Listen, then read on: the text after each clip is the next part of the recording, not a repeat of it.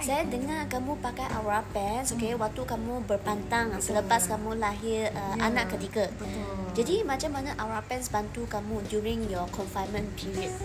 Masa tu Aura Pants tu adalah option terakhir untuk I. Kenapa? Because bila I give birth, it was during circuit breaker. Apa tu? Orang Malaysia panggil apa? MCO. Jadi pada masa waktu tu, my husband kerja di frontliner. Jadi I tak ada orang yang support I emotionally dengan physically.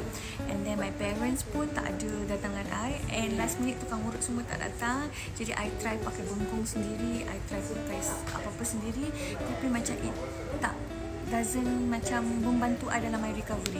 Jadi I nampak my upline RC Siti Hajar, she was a birth educator. I nampak dia punya page tau, sharing about a lot of birth things lah. Bila I nampak dia post tentang Aura Pants tu, I decided to give it a try.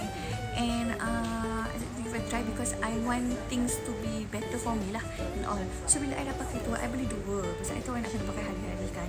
So bila I dah pakai tu, it helps with my backache tau. Pasal sakit sangat my back. And lepas beranak tu, badan kan rasa macam sluggish tu semua.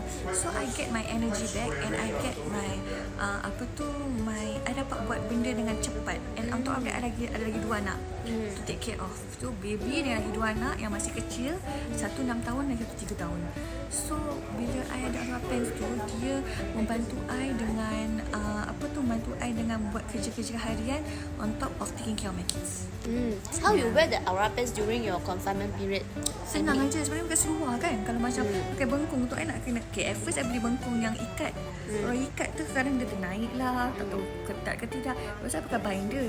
Itu pun susah nak pakai kan. Tapi pants ni sebenarnya pakai je, lagi senang. Lagi kalau boleh buat untuk tidur.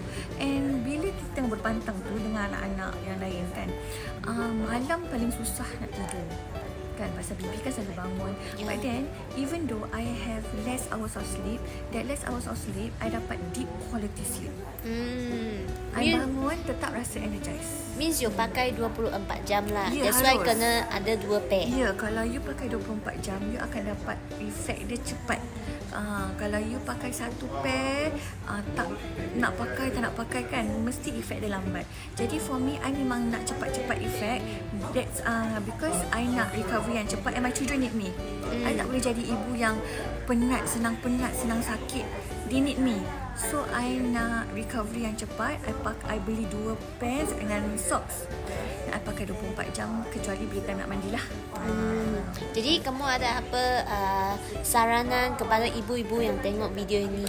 Okey, kepada ibu-ibu yang nak berpantang kan,